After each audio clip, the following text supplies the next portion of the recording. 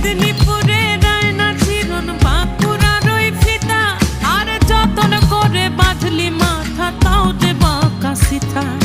পেছ পাড়িয়ে